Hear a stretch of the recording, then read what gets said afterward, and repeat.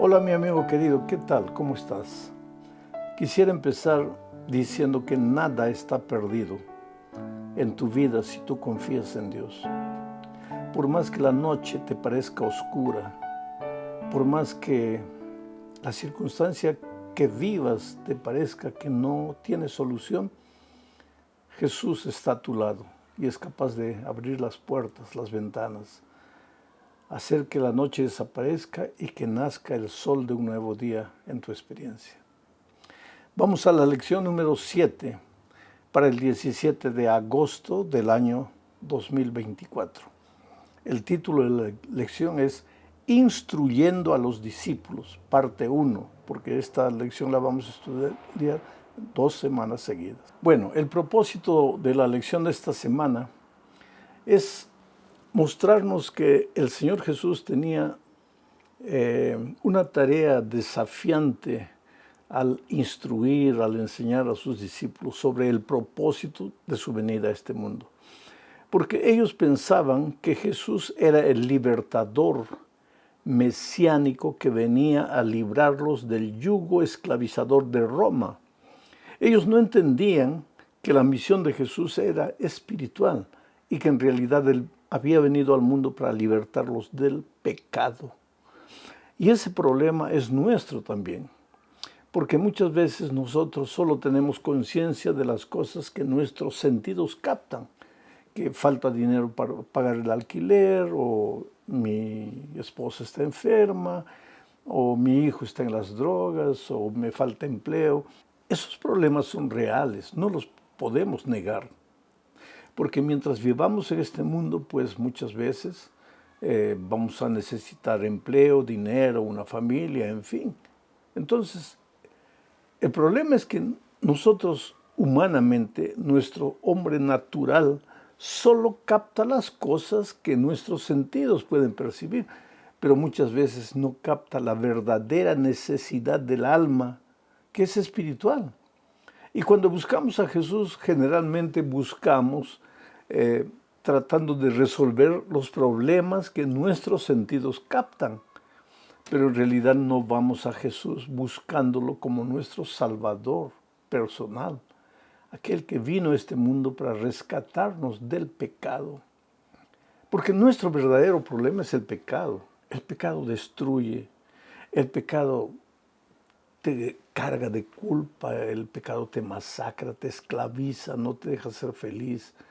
Ese es nuestro verdadero problema. Entonces, si Jesús resuelve ese problema clave, básico, todos los otros problemas se van resolviendo. Los discípulos no captaban eso. Ellos apenas percibían su esclavitud del poder romano, pero no percibían su esclavitud espiritual. Entonces Jesús tuvo que enseñarles poco a poco que Él había venido a este mundo con una misión que no era la que ellos esperaban.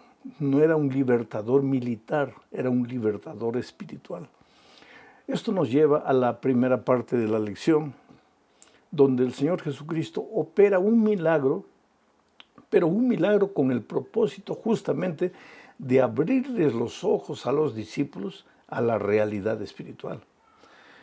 Leo este milagro en Marcos capítulo 8, versículo 22 al 26. Voy a leer y voy a comentar. Dice, vino Jesús luego a Betsaida. Esta expresión es interesante, vino a Betsaida. Ahora cierra los ojos e imagina. Vino Jesús un día a esta tierra. ¿De dónde vino? Del cielo. Los seres humanos en sus tiempos pensaban que Él venía de Nazaret. De Nazaret puede venir algo bueno.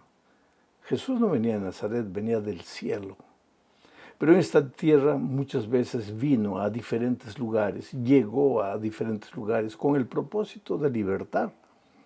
Dice el texto, vino luego a Betsaida y le trajeron un ciego y le rogaron que le tocase. Nuevamente encontramos aquí amigos compadecidos que llevan al ciego a Jesús. ¿Te acuerdas del milagro en que los amigos llevaron a un paralítico, hicieron un hueco por el techo para llevarlo a Jesús? Bueno, es que hay gente que se compadece de personas que están sufriendo. Qué bueno es que este sentimiento exista en el corazón humano.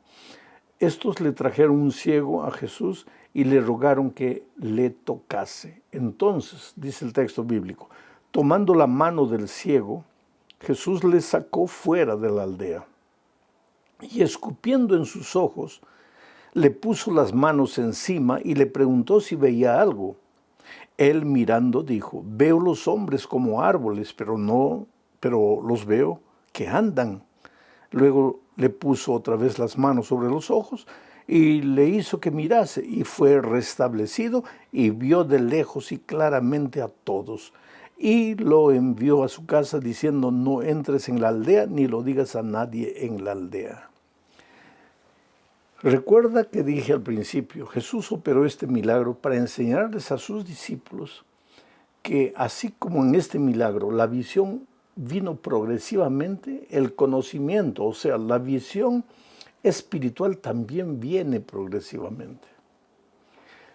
Jesús encontró aquí a un ciego, hizo un ritual extraño, lo llevó afuera, le escupió en los ojos, después le tocó y le dijo, ¿qué ves? Y el ciego vio a los seres humanos como árboles que se movían.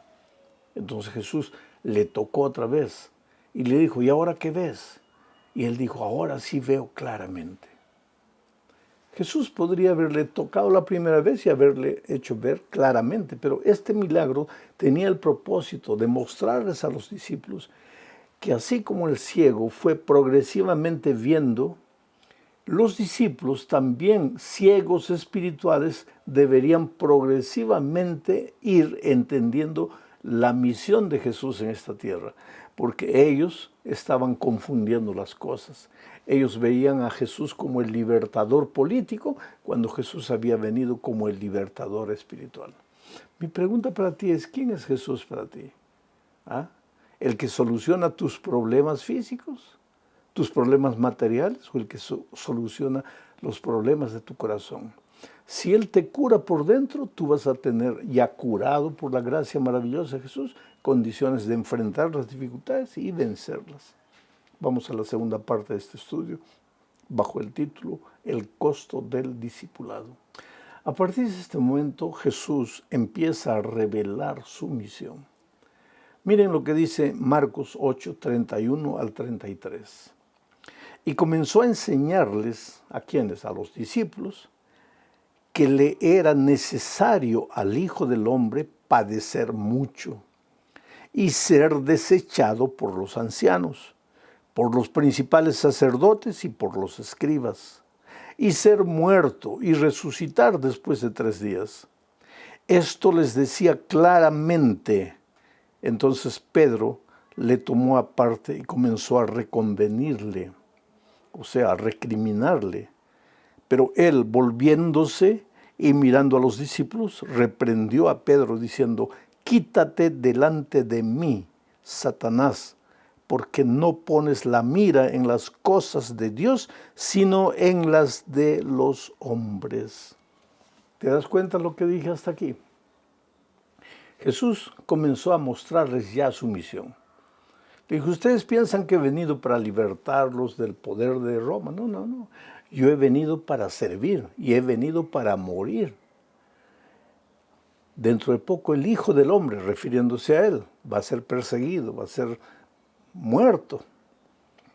Y entonces Pedro, que hasta ese momento solo tenía la capacidad de ver las cosas materiales, Pedro, que hasta ese momento pensaba que Jesús era el libertador político de Israel, se acercó y le reconvino, o sea, le recriminó en voz baja. Le dijo, Señor, no digas semejante cosa.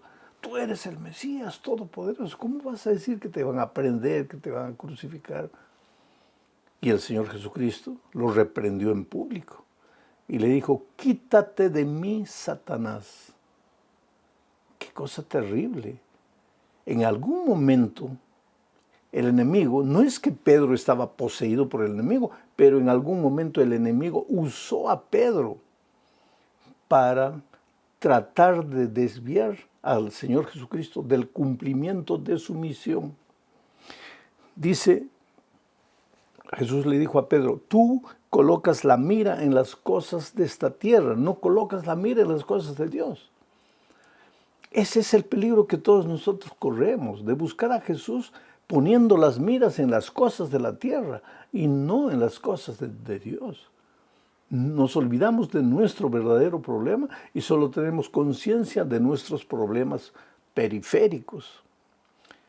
Oh querido, hasta un hombre como Pedro, un discípulo como él, en algún momento puede ser usado por el enemigo para tropiezo de otros. En este caso, él no consiguió ser piedra de tropiezo para el Señor Jesucristo, porque Jesús tenía bien clara la misión por la que había venido al mundo. Él estaba dispuesto a morir para salvar al ser humano. Ahora, después de eso, de este incidente, pues Jesús les habla a sus discípulos del precio, del costo del discipulado. Les dice, cualquiera que quiera seguirme, niéguese a sí mismo, tome su cruz y sígame. Quiere decir, si ellos esperaban que el Mesías había venido y ahora todo les iba a ir maravillosamente bien porque iban a recuperar el poder, estaban equivocados. Porque Jesucristo le dice, no, prepárate para cargar tu cruz. Si quieres seguirme, tienes que negarte a ti mismo. Tienes que renunciar muchas de las cosas que te atraen en esta vida. Porque seguirme no es fácil. Porque ¿qué quiere decir seguirme? Venir atrás de mí. Y si yo estoy yendo a la cruz del Calvario, si yo voy a pasar por el valle del dolor y del sufrimiento, seguramente en esta tierra, mientras tú peregrines, también vas a pasar por el valle del dolor. Vamos ahora a la tercera parte.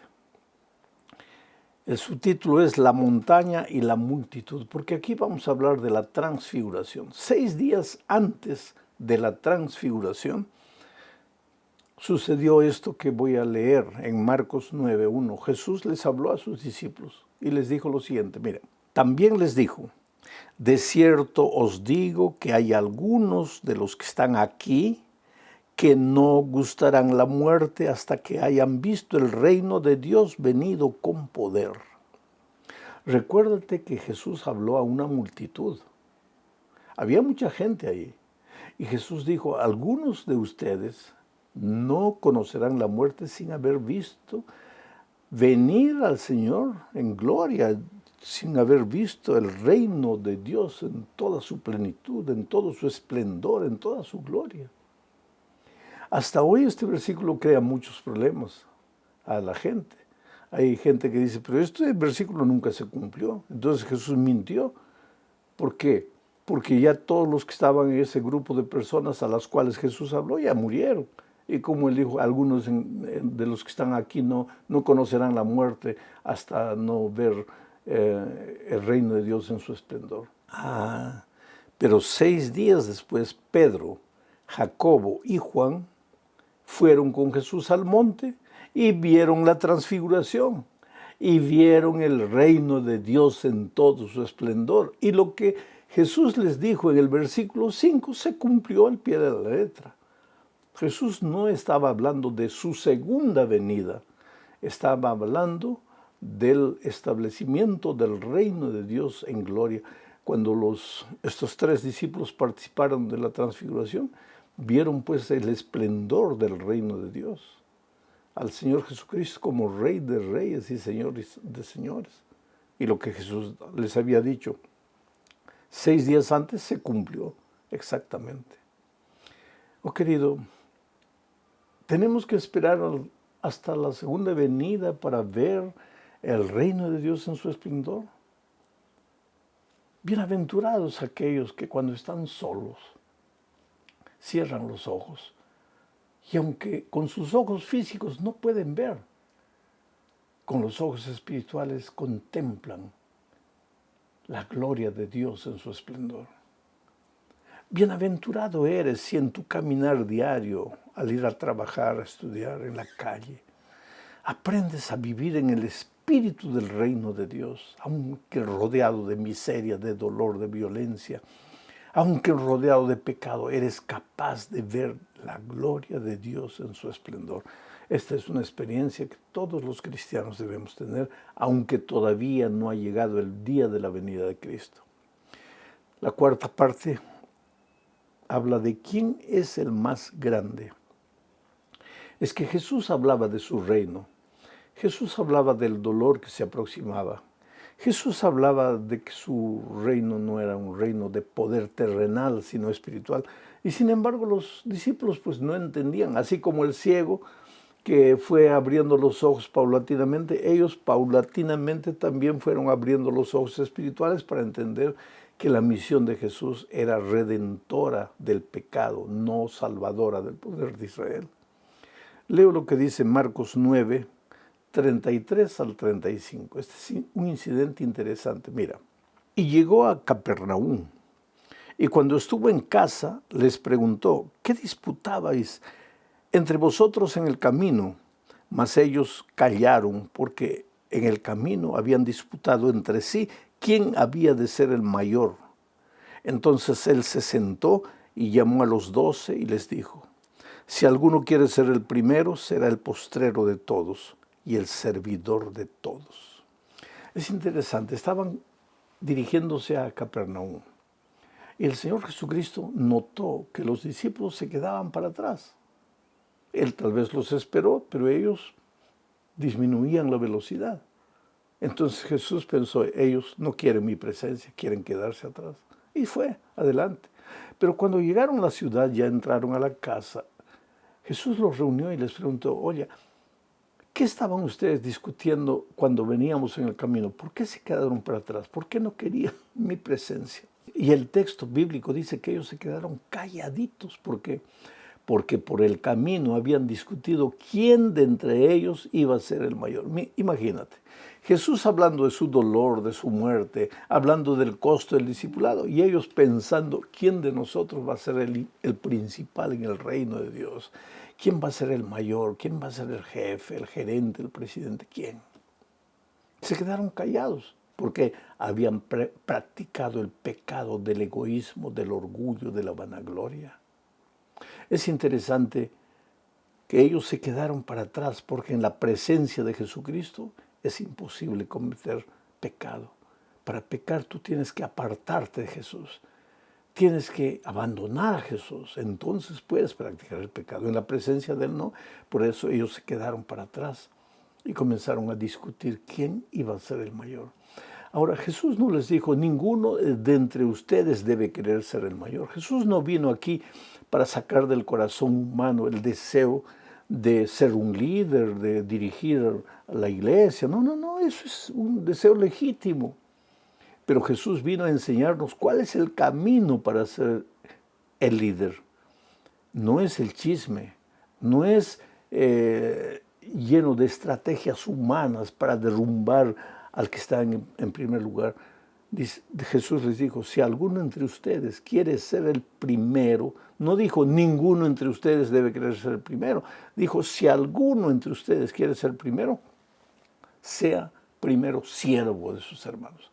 O sea, el camino para el liderazgo es el camino del servicio. Cuanto más sirves, estás más apto para dirigir, para liderar. Llegamos al fin de este estudio hablando de un versículo interesante. Voy a leer para comentar. Marcos 9, 43 y 44 dice, si tu mano te fuere ocasión de caer, córtala. Mejor te es entrar en la vida manco que teniendo dos manos ir al infierno, al fuego que no puede ser apagado, donde el gusano de ellos no muere y el fuego nunca se apaga. Interesante este texto, ¿no? Aquí Jesús no quiere decir que si tienes problema con los ojos debes literalmente arrancarte de los ojos, no. Aquí Jesús no está hablando de mutilación, córtate el brazo, córtate el pie, si estás yendo a lugares que no debes ir, córtate el pie para que no vayas. No es eso. Lo que Jesús quiere enseñar es, renuncia a todo lo que te ata a esta tierra. Renuncia a todo lo que te amarra a la mundanalidad de esta vida.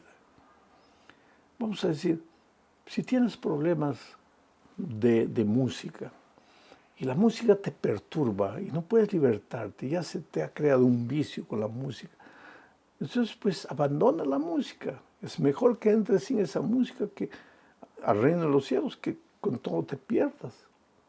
Hay otro pensamiento interesante aquí, dice, es preferible entrar al reino de los cielos manco que con las dos manos ir al infierno, al fuego que no puede ser apagado. Aquí se habla nuevamente de las consecuencias. Si un día nos perdemos, no es que vamos a arder por los siglos de los siglos. Si un día nos perdemos, las consecuencias del pecado, del final del pecado, serán eternas. El pecado no se va a levantar por segunda vez. Jesús te ama. Tú eres lo más precioso que Jesús tiene en esta vida. Recuérdalo. Cuando caes y el diablo viene y te atormenta y dice, no, eres un hipócrita, eres un mentiroso, estás en la iglesia, pero vives completamente mal. Abandona la iglesia, abandona la fe, no le hagas caso. Porque Jesús nunca pierde la fe en ti y la confianza en ti. Porque Él te ama y porque Él ha hecho todo lo posible y lo imposible para que te salves. Es solo creer, es solo extender la mano, es solo decir, Señor, yo no puedo, pero tú puedes. Yo estoy perdido, si depende de mí, me voy a perder, pero Señor, sálvame. Es hora también de que agarres toda la basura que envuelve a tu vida y la arrojes. Si esa basura te costó dinero, arrójala o véndela. Entregue ese dinero a los pobres, haz cualquier cosa. Pero ¿para qué vas a estar rodeado de basura que está destruyendo tu vida?